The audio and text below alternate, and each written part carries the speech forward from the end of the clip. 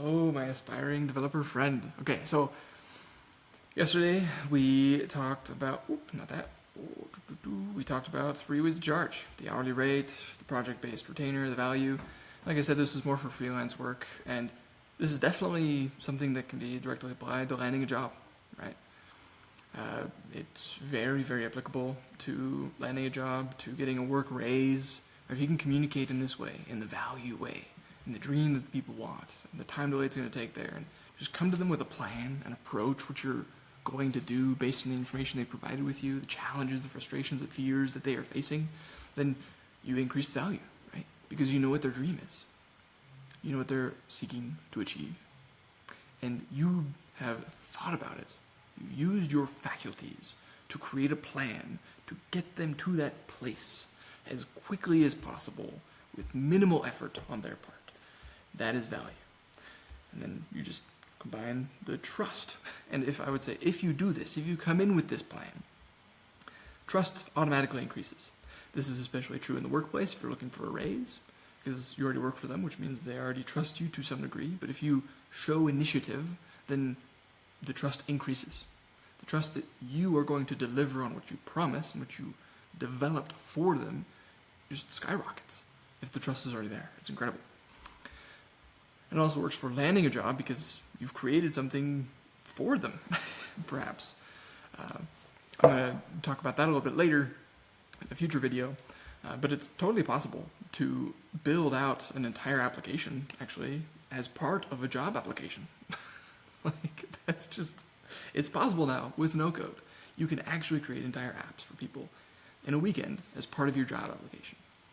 And if you're an aspiring developer and you're looking to actually enter the workforce and you want to do things like that, then there is absolutely no reason to not build a demo, an MVP for these people to show, hey, here's what I think would solve your problem.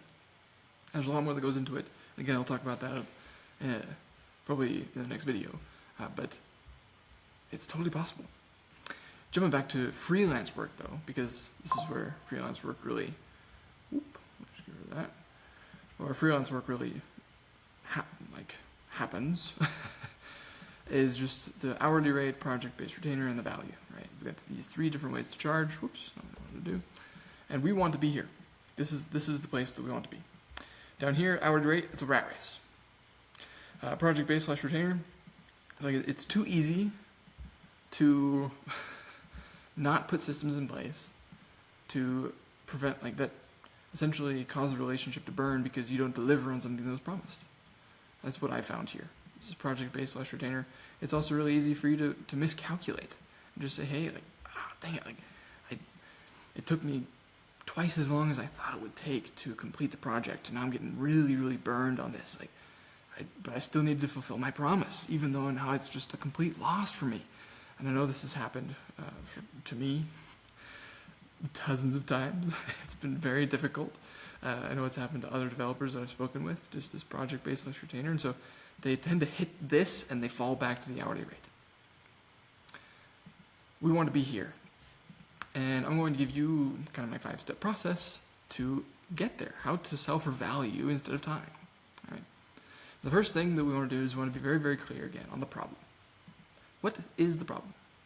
And you could also say that this is the nightmare. What are they currently experiencing that is causing them so much grief and pain? Right? And this is effectively the opposite. If we go and look at the value equation, this is the opposite of the dream. Yeah? So if we're looking at the value equation, the nightmare is the opposite of the dream. So if you were to inverse this equation, you would create the inverse of value, negative value. And the dream becomes a nightmare. Right? And so the problem that they're experiencing is the nightmare that they have, the nightmare that they currently exist within that needs to be solved. One group approached me and said, we've got a baby dinosaur of a software. It's if that isn't a nightmare, I don't know what is, right? It sucks to be in the prehistoric ages of software. And if you're stuck there, then you want to get out, right? All of the other tools are incredibly powerful, useful. And being stuck in this baby dinosaur prehistoric software age is a problem, and it's costing money. Now, with the problem, there generally comes 2 specific things that you want to be looking for. And those 2 specific things are, 1, you have a cost, right? There is a cost associated with this problem. Now the costs, generally we want to break this down into dollars. Like, how much money is it costing you to have this existing problem? This could be just based on how much time does it take you and your team to use the baby dinosaur, right? The prehistoric software. Like, what is it costing you there? It could be in aesthetic, it could be in time, it could be in training. It might take a long time to train individuals on this baby dinosaur. So what is the cost? Right? What is the cost of this existing nightmare? And then the second one is very closely related to the other one, but I'm just going to call it opportunity cost. Now, I feel like there's probably different ways to describe this. This is how I describe them. But one is like, okay, you have current and past, and then this opportunity cost is looking to the future. How much is it going to cost you in the future? Or let's say if you were to solve this problem in this specific way, or create a product that replaces it, what would it do? How much more money could you make?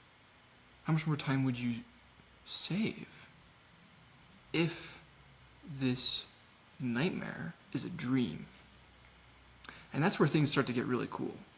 Because costs, I would say, you can only drive costs to 0. But opportunity can be infinite. And this is, I love to look at opportunity, right? What is the opportunity? You're struggling with this, right? It's costing you right now. It's costing you a lot. Cool, that's awesome. But if we solve it, then what is the opportunity for you and your company? And in one of the discussions I had, it's like, this product could increase sales by 25%. And I'm like, dude, that's freaking awesome. If we build this and it increases sales by 25%, like, let's break that down. How would it increase sales by 25%? He's like, oh, it would increase conversion rates.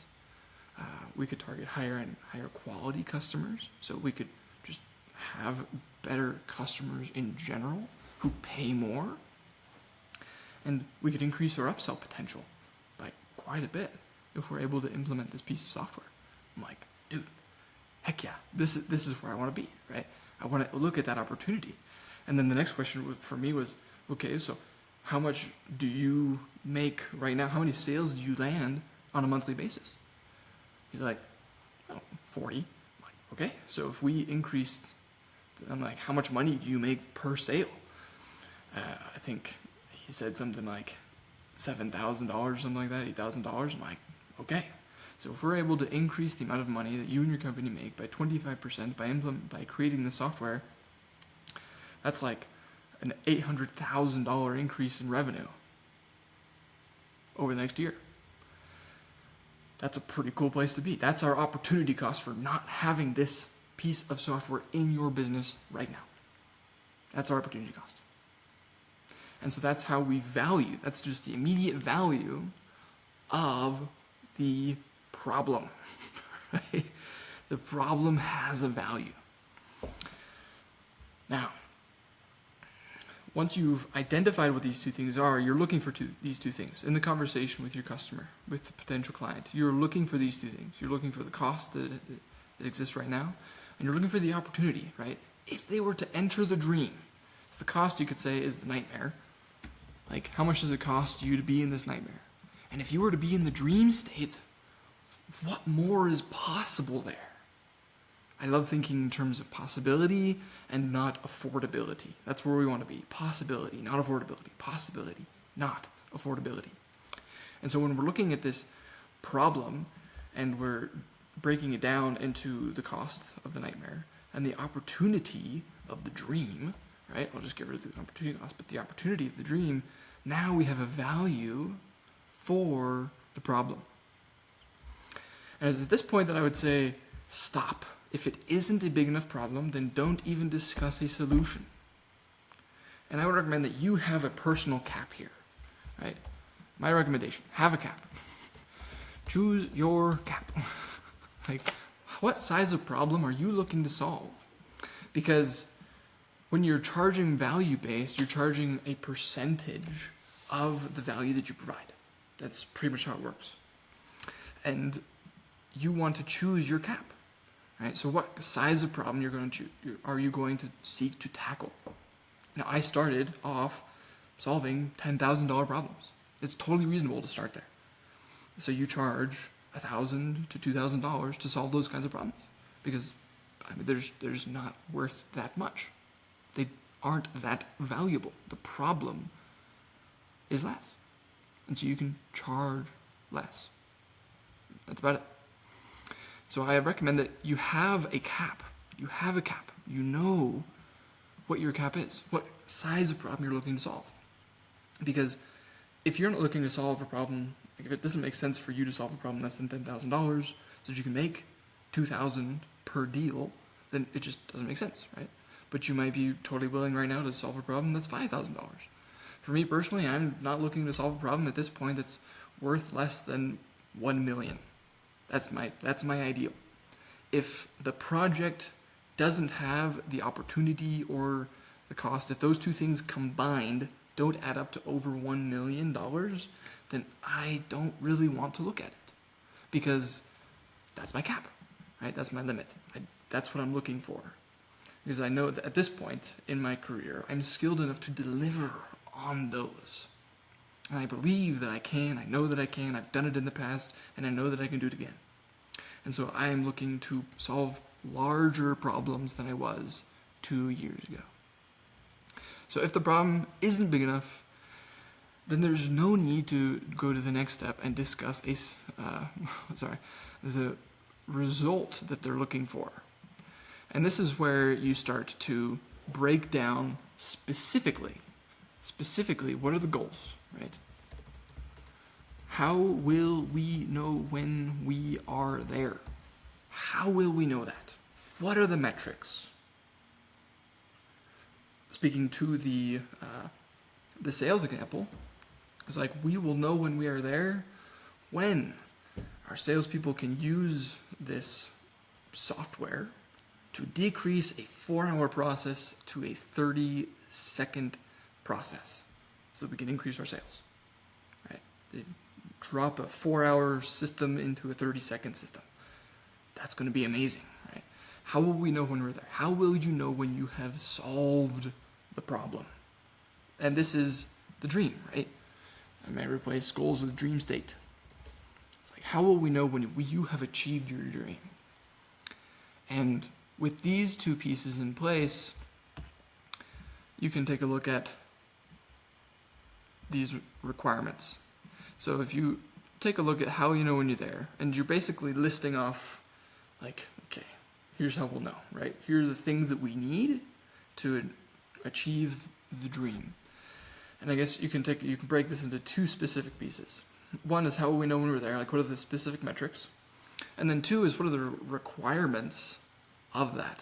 And those two are kind of interlinked, they're mixed. One is a bit more abstract, it's goal-based. One is more, here's how we know what software we need to build, the interface we're going to build for you, which is why it's important to ask these two kinds of questions. So not only do we need to determine what the dream state is, but we also need to determine software requirements, right? So if you know what the dream state is, you know, and you also know what the requirements are, then you can start to look at existing tools and what no-code tool or just tool in general will solve that problem and create the result that they're looking for. So they know when they're there, you know the software requirements necessary to get them there, like what they're specifically looking for. And with that in hand, you can go and you can take a look at a solution. And the solution is the equivalent of the bridge between the problem, the nightmare that they're experiencing, and the result, or the dream that they desire. So just to draw that out, if we were to copy and paste this over here, right, then we'd put this over here like that. We draw a beautiful line over here, like between the solution, and the solution creates the result. So I like to approach it this way because we start with the problem so we can determine what the value of it is. Then we go to, okay, where exactly do they want to be? And this opportunity is kind of tied into this dream. Right? It's tied to the dream. And then you stop and you look for requirements. And if there is an existing tool, use it. Don't recreate wheels. There's no reason for you to recreate wheels. And just an example of this, speaking to the company who told me that they had a prehistoric software, a baby dinosaur. They were looking to create an entirely custom software to manage a community. And I was like, it's possible that there's already existing software that you that you could use to solve this problem.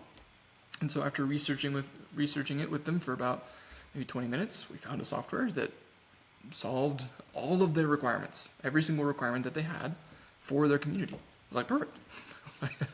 You don't need to spend $10,000, $20,000, $30,000, like however much it would have been to build out this tool for you because there's one that already exists. Boom. And so they already, the value for that already exists. You don't need to create it for them. And we know that because we've listed out the requirements that you have, and we took a look at the existing softwares that exist, and we know that those softwares solve those requirements. Like they were built specifically to solve those problems. And so you can just use that, and we don't need to recreate the wheel. So if you get to this point, which is totally reasonable and potentially likely, then you don't need to go and take a look at a solution. You don't need to create a proposal. You don't need to do any of this. You just stop. If you get past that point, if you're looking at it and you're saying, okay, there is nothing like this, we do need to create a custom software, now we can start to take a look at, all right, let's build out a solution. How are we going to go from the problem you're existing to the result? The nightmare that you're in is the dream that you want. And this solution will encompass, the solution will always have, as part of it, the time, the effort, the sacrifice. Right, just going back to let me move this. We're getting really bunched up here. The solution will always have the time, effort, and sacrifice involved. And the solution is it's built as part of a proposal. This is where you send your customer, your client, a proposal, a document describing what you build, how you build it, ideally capturing all the requirements that they needed, how you're going to incorporate those requirements. You can get as detailed as you would like. I have a personal template that I use that I got from, I think it's called Consulting Success, a book called Consulting Success. Let me just look that up. Yeah, Consulting Success by Michael Zipersky. It's a really awesome book. He's got a great template for just that you can send out that I use in my projects. And it's going to incorporate this time, effort, and sacrifice piece, the requirements, the problem they're experiencing, right? It's going to take all this entire conversation that you had with the person and break it down into this solution. How is it going to work for them? How are you going to get them from here to there? What's the effort it'll take from their part? What's the sacrifice they'll have to make? And what's the time? What's the timeline? Timeline's always huge. So this is how to sell for value instead of time.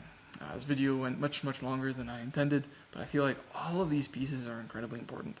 And I've seen them be incredibly important in dozens of conversations I've had over the past couple of years in building and selling software for people. You need to have an understanding of the problem. You need to understand the result, the dream that they're looking for, and you both need to be incredibly clear on all three of these. And if you're not, then expectations break somewhere along the line. And when those expectations break, the relationship withers, and it's very difficult to recover from that, because when the expectations are broken, the trust is destroyed. If we go and look back at the value equation, this perceived likelihood of achievement, that's trust. That's how much the person trusts you to achieve the thing. And if the expectations are broken, if the dream outcome wasn't clearly described, how much time it was going to take, effort and sacrifice wasn't laid out, right? If these three other things aren't clearly defined at the outset of the relationship and of the build, before the money transfers hands, and if they aren't managed throughout the relationship, then the trust is destroyed. The trust is destroyed. And I would love to help you avoid that in your relationships so that you can sell for value instead of time and have your customers insanely excited to pay you a lot of money to achieve their dream. So, if you have any questions, please leave them in the comments below. Again, I know this is a super long video, but I think it was incredibly useful and valuable for me, if not for you. So, thank you so much for listening in, for following along, and I will continue to dive into this particular topic over the next couple of days of my no-code adventure. Thank you.